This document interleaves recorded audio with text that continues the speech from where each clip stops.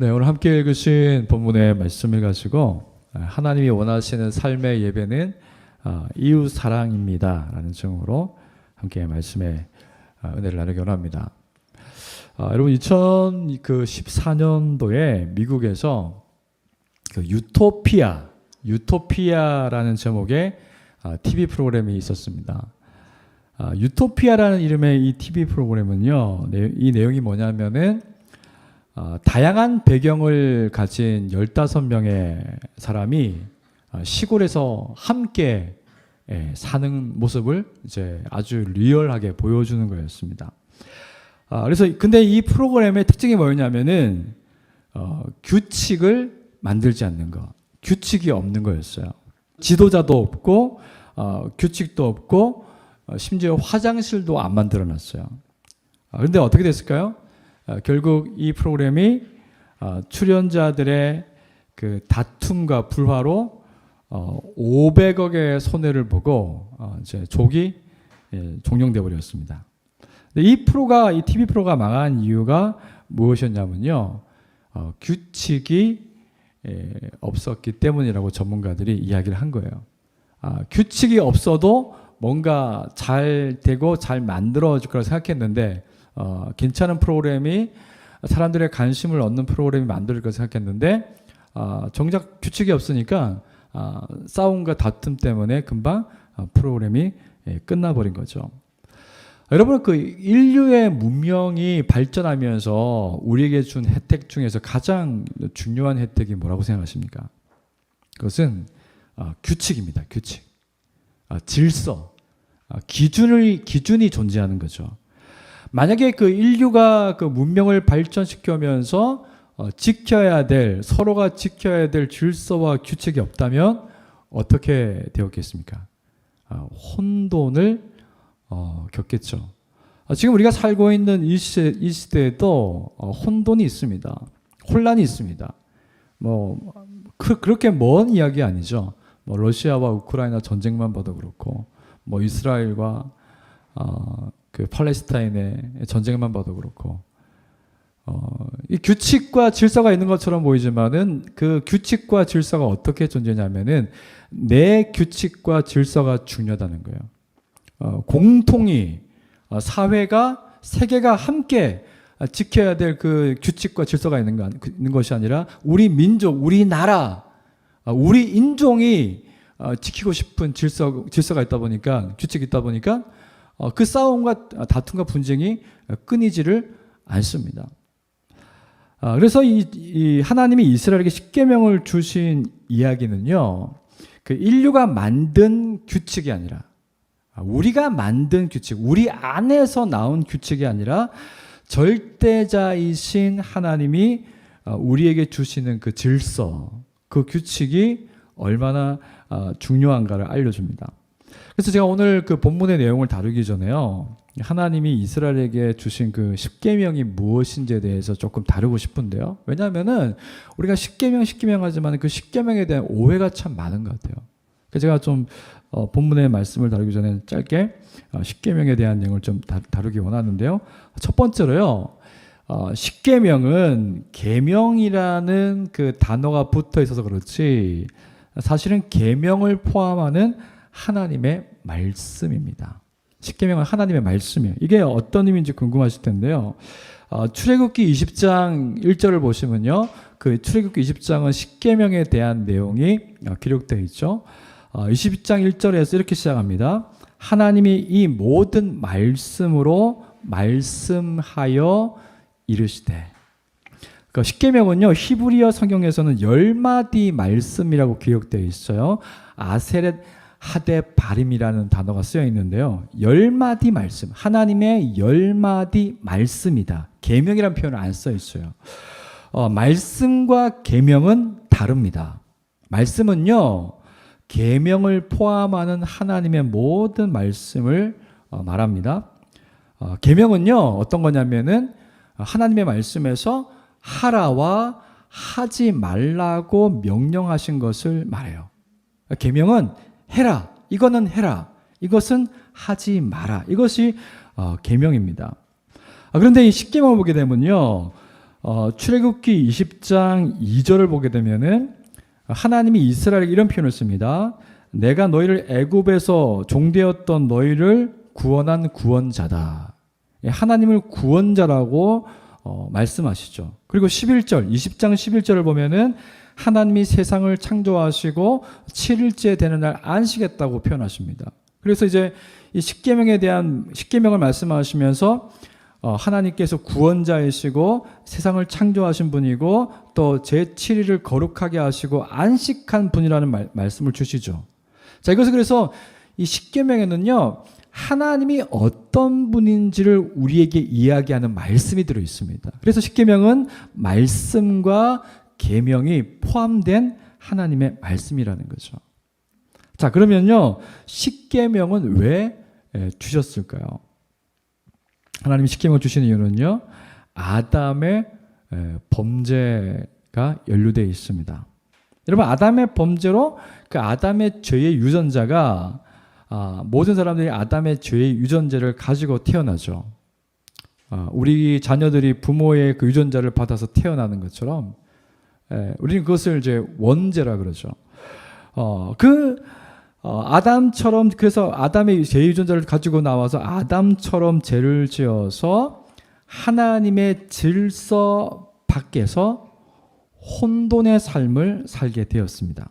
인류의 혼돈의 그 삶이라는 것은 어떤 것이죠? 절망입니다.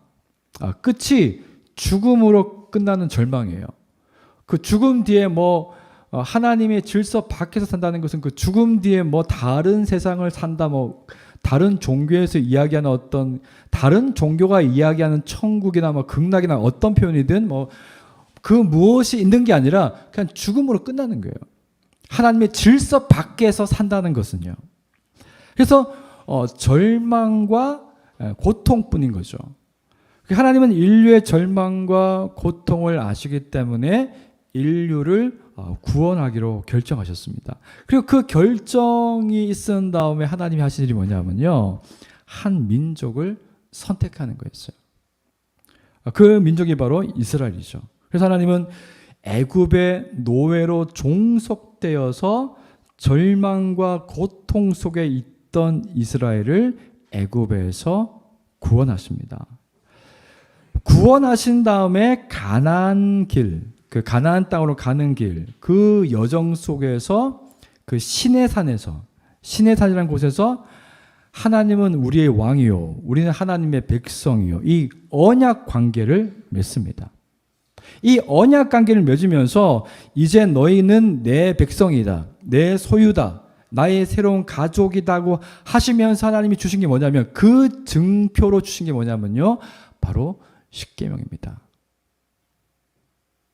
하나님은 이스라엘이 하나님의 백성과 가족으로 살아야 하는 질서를 십계명에 기록해서 주신 거죠. 그래서 사실 십계명은요, 옛날에 과거의 이스라엘 백성이 지켜야 될 법이 아니라 오늘날에도 우리가 지켜야 되는 법입니다.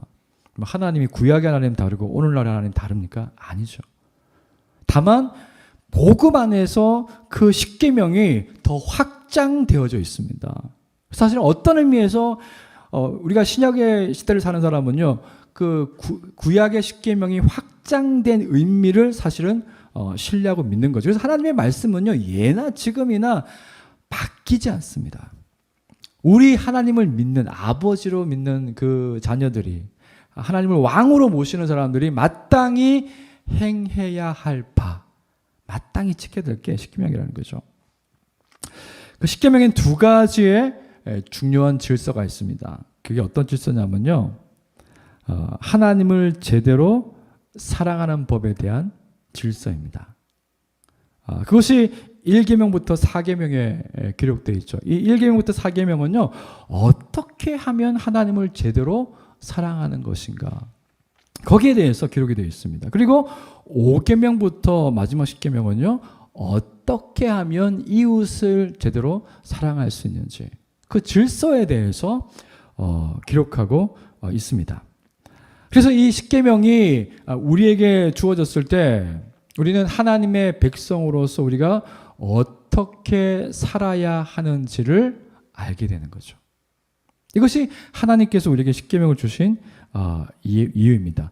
이제 다시 본문으로 돌아와서 이 십계명에 있는 이웃 사랑에 대해서 간단히 한번 살펴보겠습니다.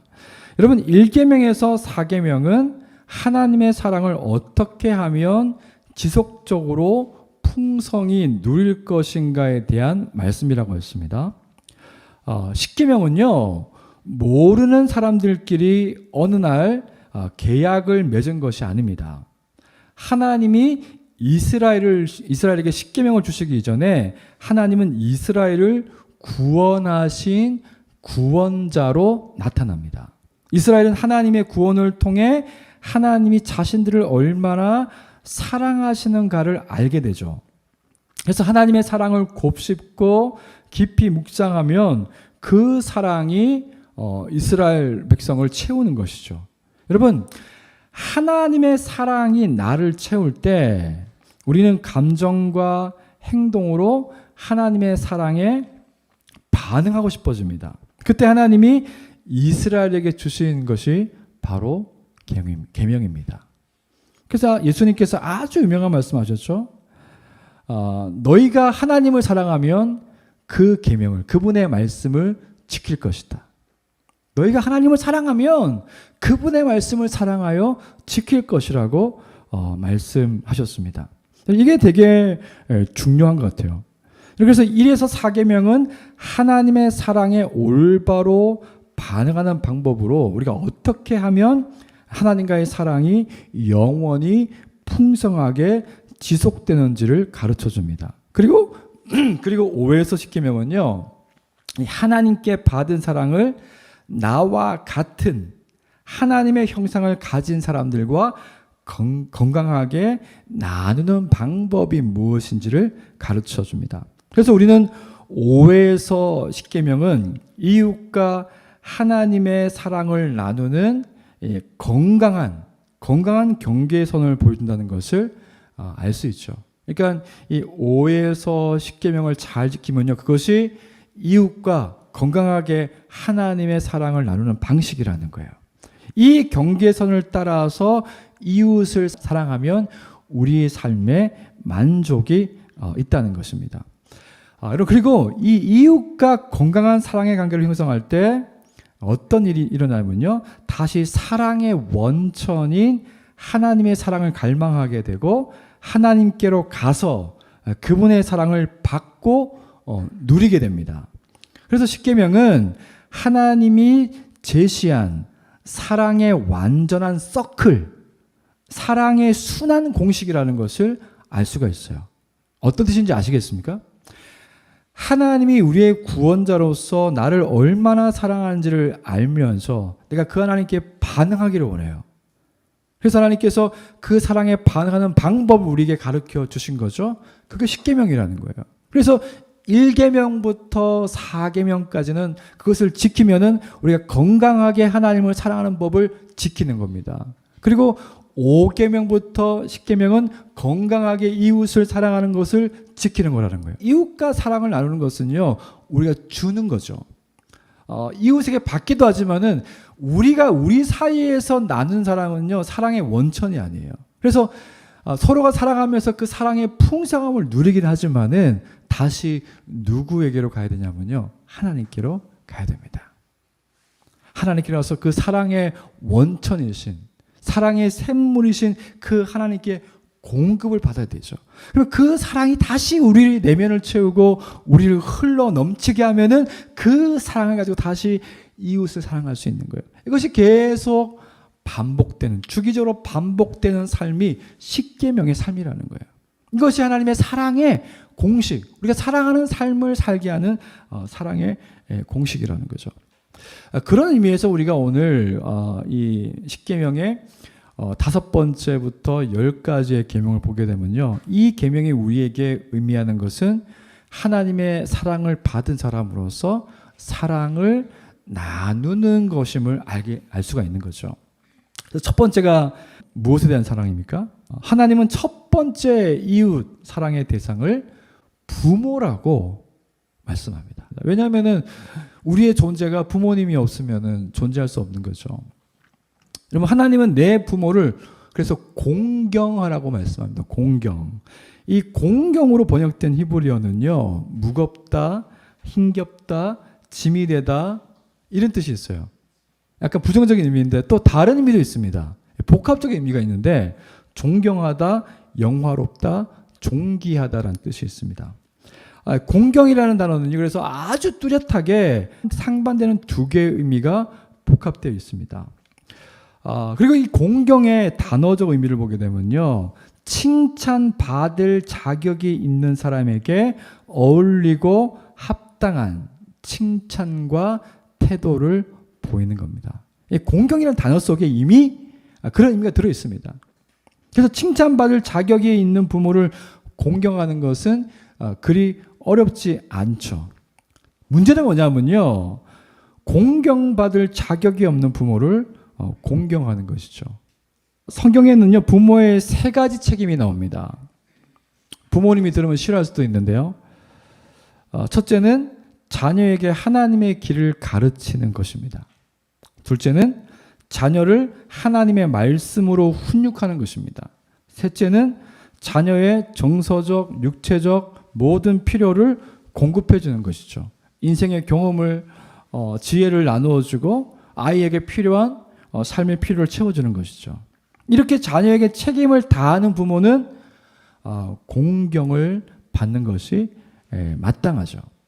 그런데 많은 자녀들이 그 어린 시절 부모에게 받은 상처 때문에 부모에 대해서 공경하는 마음이 아니라 증오의 마음을 가지고 있어요. 그리고 더 안타까운 것은 이 부모에 대한 증오의 마음이 대개는 나쁜 방식으로 대물림될 때가 있는 것 같아요. 내 자녀에게 여전히 인색하고 내 자녀에게 무조건적으로 엄하고 내가 받았던 그대로, 내가 부모에게 받았던, 내 부모가 부모를 공경할 수 없는, 내가 공경하고 싶은 마음이 생기지 않는 그 부모에게 받았던 그것을 그대로 내 자녀에게 대물림하게 될 때가 있죠. 그래서 이 공경이, 성경에서 공경하라는 단어를 보게 되면요, 심지어 죄책감을 느낍니다. 어떤 사람은요, 부모를 공경하라는 말을 들으면요, 공황장애가 일어난대요. 왜? 그 부모라는 단어만 봐도, 내 아버지만 생각해도 막 머리에서 막 그 과거의 나쁜 기억이 떠오르면서 너무 힘든 거죠. 한 목회자가 이렇게 글을 썼습니다. 나의 어린 시절 아버지는 칭찬에 인색하고 언어폭력과 물리적인 폭력을 내게 행사했다. 지금은 힘이 없어 아버지의 폭력은 멈췄지만 여전히 칭찬에 인색하고 말로 상처를 준다. 그런 아버지가 어버이날이 되면 자신이 아버지로서 잘했다는 말과 사랑하고 감사하다는 말을 듣고 싶어한다. 이런 아버지를 공경하는 일은 내게 너무 큰 짐이다. 그리고 건강하게 부모의 책임을 다하는 부모 밑에서 자란 자녀는요, 올바른 권위가 무엇인지를 알게 됩니다. 그리고 올바른 권위는 자신의 책임을 다하면서 자녀가 마땅히 해야 할 일을 사랑과 인내로 가르치는 거죠. 뭐 정답이죠, 정답. 그래서 건강한 부모 밑에서 자란 자녀들이 사회생활에서 건강하지 못한 권위자를 만나면요, 적절하게 반응을 할 수 있게 됩니다. 잘못된 권위에 사로잡혀 있지도 않고 가스라이팅 당하지 않는 거예요. 그 조직을 떠나는 것을 두려워하지 않고 큰 상처로 자신을 몰락시키기 전에 조직에서 나와 새로운 건강한 직장을 찾게 됩니다. 그리고 자신이 권위자가 되면 건강하게 권위를 행사할 수 있습니다. 하지만 부모로부터 제대로 된 책임과 권위를 경험하지 못한 자녀는요, 사회생활을 할 때 잘못된 권위에 깊은 상처를 받고 영혼이 탈탈 털리다가 그 직장에서 쫓겨나는 경우도 있는 거죠. 만약 후자와 같이 건강하지 못한 부모 밑에서 자란 자녀들은요, 부모를 공경하는 것이 너무 힘든 일입니다. 제가 왜 부모 공경을 이야기하면서 부정적인 이야기를 왜 다루냐면요, 부모와 자식 간에 완벽한 관계를 가지고 있는 그런 관계는 없는 것 같아요. 다 상처를 받고 있죠. 다 다 어려움이 있어요. 근데 우리의 현실은 이런데 하나님의 말씀인 이 5번째 계명은 내 부모를 공경하라. 그러면서 그 뒤에 말씀이 뭐라고 따라오냐면은 그리하면 땅에서 장수하고 잘 될 것이다. 이렇게 되어 있습니다. 근데 만약에 저와 여러분이 땅에서 장수하고 잘 될 것이라는 이 말씀을 내가 복으로 받기 위해서 부모를 공경하려고 한다. 어떻게 될까요? 공경 안 됩니다. 늘 실패합니다. 조금 공경했다가 상처받고 뒤돌아서고 늘 그렇게 반복되는 거죠. 사실은 이 십계명의 말씀이 이것을 지키면은 우리의 가장 가까운 이웃인 부모와 사랑의 관계를 유지할 수 있는 말씀이지만요, 실제로는 우리의 삶에서 이 말씀이 딱 주어지면은 너무 힘들 때가 많다는 거예요. 근데 이 말씀이 잘 해결되지 않을 때가 있다는 거죠. 두 번째입니다. 여러분, 하나님은 이웃을 건강하게 사랑하기 위해서 하지 말아야 할 것을 이야기하십니다. 6계명에서 10계명은요, 살인, 간음, 도둑질, 거짓 증언, 이웃의 집에 대한 탐심을 다루고 있습니다. 이 5개 계명은 모든 사람들이 잘못이라고 말하는 거죠. 딱 들어봐도 이건 이렇게 하면 안 되지, 나쁜 거라고 인식합니다. 그런데 이 5개의 금기 조항은요, 예나 지금이나 빈번하게 범죄로 드러나고 있습니다. 근데 여러분, 마태복음 5장에 보게 되면 예수님이 살인에 대해서 이렇게 이야기합니다. 옛사람에게 말한 바. 그러니까 이 이스라엘 백성이 시내산에서 받은 그 구약의 그 십계명을 말하죠. 살인하지 말라. 누구든지 살인하면 심판을 받게 되리라 하였다는 것을 너희가 들었으나 나는 너희에게 이르노니 형제에게 분노, 노하는 자마다 심판을 받게 되고 형제를 대하여 라카. 이것은 너 머리가 비었니 그런 뜻입니다. 그 라가라, 뭐 밖으로 나가라 그런 뜻이 아니라 라카라는 그 헬라어 원어입니다. 그렇게 말하는 자는 그 공회에 잡혀가게 되고 미련한 놈이라고 욕하는 자는 지옥불에 들어가리라.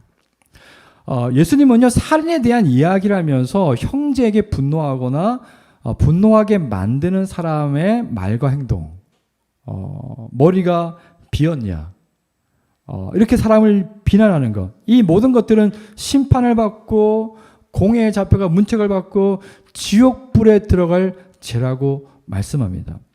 여러분, 사람은 하나님의 형상으로 지어받았기 때문에 그 사람의 능력이나 외모가 아니라 그 존재 자체로 존중받아야 됩니다. 이것이 성경에서 사람에 대해서 이야기하는 이야기죠.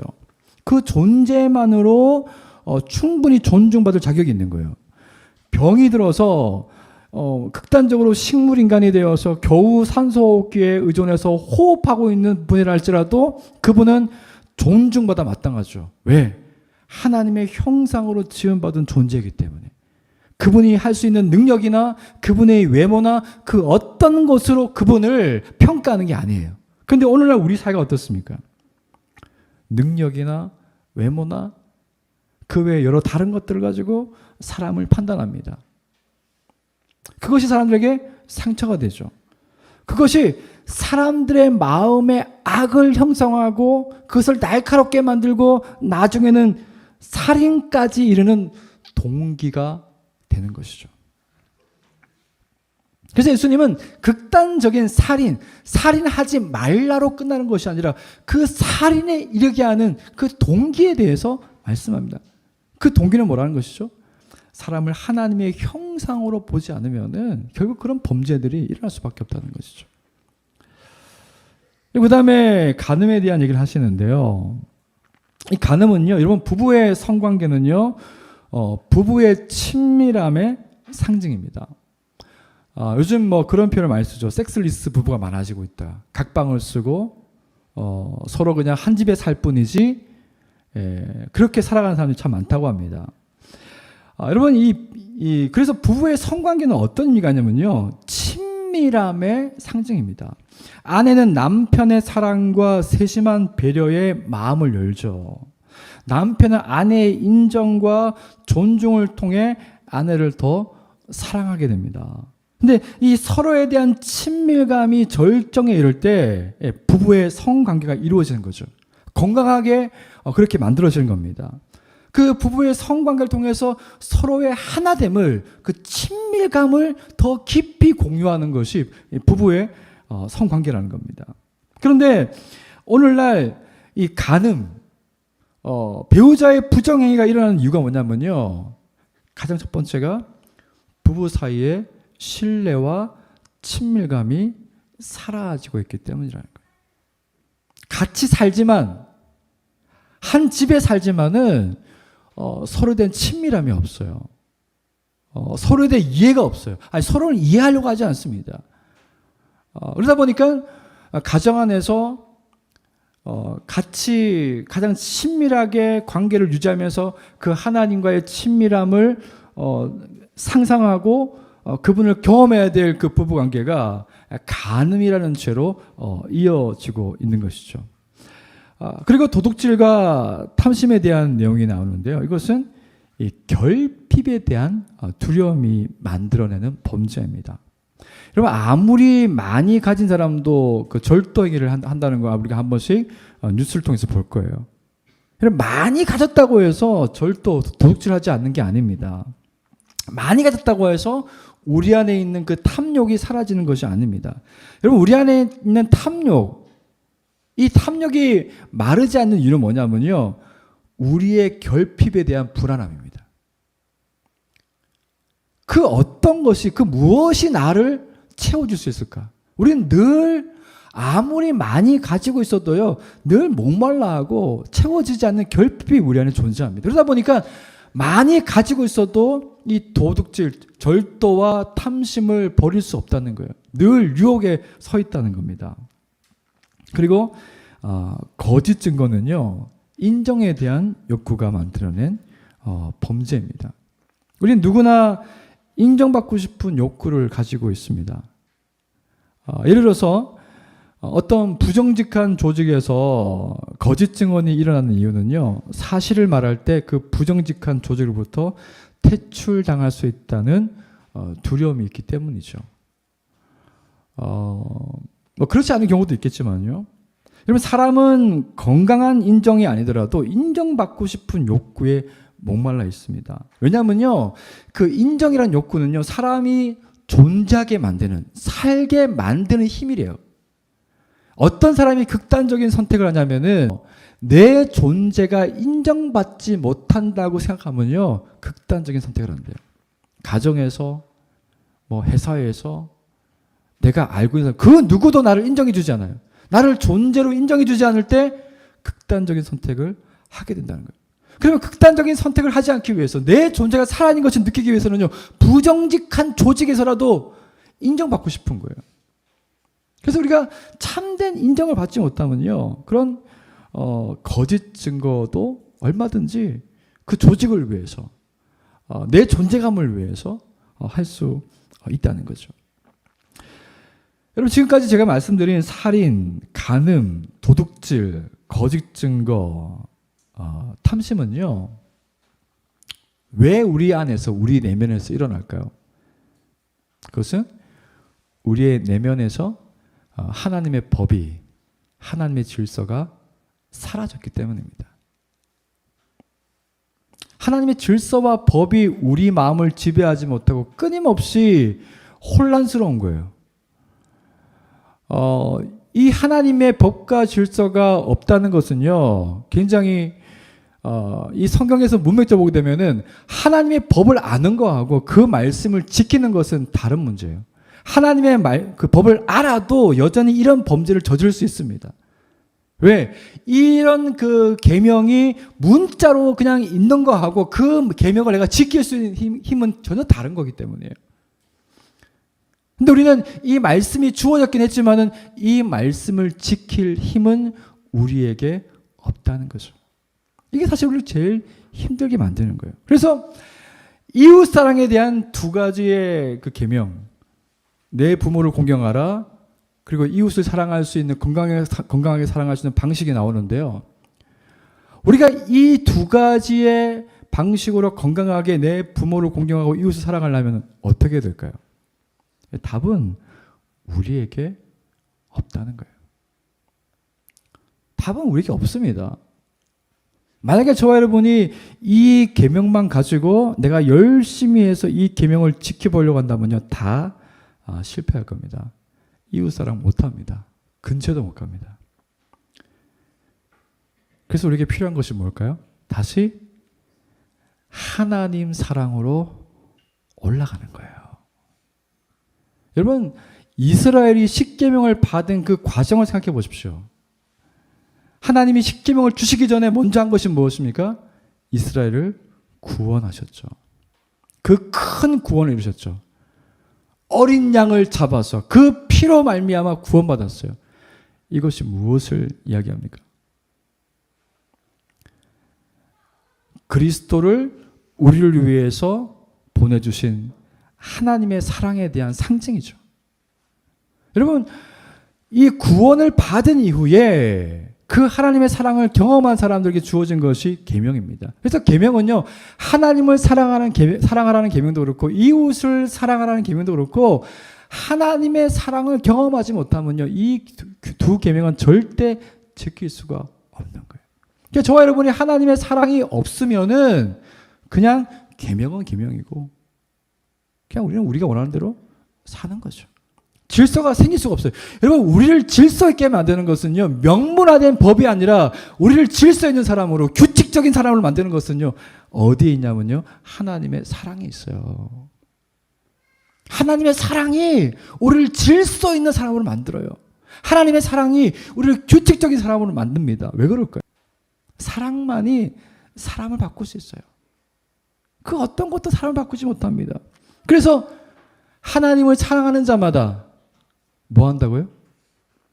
하나님을 사랑하는 자마다 그 뜻대로 행한다고 말씀하죠. 그래서 여러분, 저와 여러분이 이 두 가지의 계명을 지키면서 이웃을 사랑하기 위해서 필요한 것은 무엇일까요? 네, 그리스도를 바라보는 것입니다.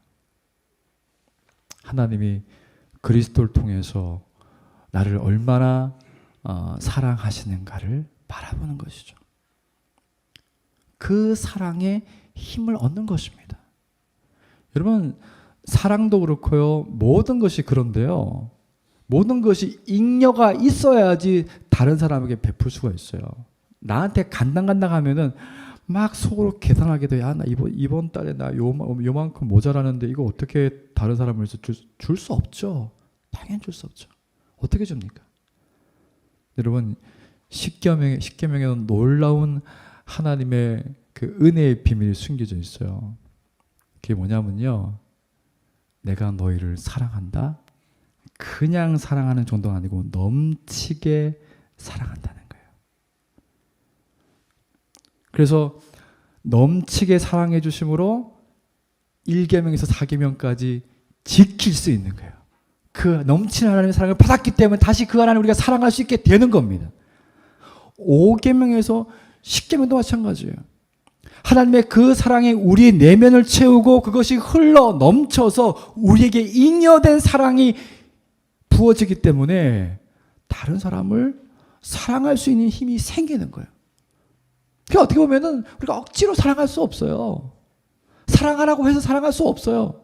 뭐 하라고 해서 하지 않습니다. 근데 하나님의 사랑을 경험하면 하지 말라고 해도 합니다. 억지로 밀지 않아도 한다고요. 그래서 우리한테 가장 중요한 건 뭐냐면 하나님의 사랑 안에 머무는 거예요. 하나님의 사랑을 경험하는 겁니다. 그분을 아는 겁니다. 그분을 알기 위해서 필요한 게 뭐라고요? 그리스도를 알아야 됩니다. 예수님이 나를 위해서 왜 죽으셨는지, 왜 부활하셨는지 그것을 깊이 아는 것이죠. 여러분, 이번 주가 고난주간이에요. 우리가 보통 고난주간 하면은 뭐 하루 이틀 금식할 수도 있고 뭐 일주일 내내 오전은 금식할 수 있어요. 뭐 저는 좋은 거라 생각합니다. 그리스도의 고난을 깊이 생각하는 거니까. 근데 정말 그리스도의 고난에 참여하는 것은 뭐냐면요, 여전히 하나님의 사랑 안에 거하는 거예요. 그리고 그 사랑 안에서 하나님을 사랑하는 거예요. 그리고 그 사랑 안에서 이웃을 사랑하는 것이 우리가 주님의 고난에 참여하는 가장 좋은 방법입니다. 금식 한 끼 하는 걸로 내 의를 만족시켜가지고 나 금식했으니까 고난주간 잘 보냈네, 그게 아니고 하나님의 사랑 안에 머물면서 하나님을 사랑하고 이웃을 사랑함으로 이웃의 고통을 옆에서 함께 지켜보고 도와주는 것, 그것이 주님의 고난에 참여하는 진정한 방식이라는 겁니다. 여러분, 이번 주 한 주간이 고난 주간이고 돌아오는 주일이 부활 주일인데요. 우리가 오늘 이 말씀을 통해서 같이 한번 기도했으면 좋겠습니다.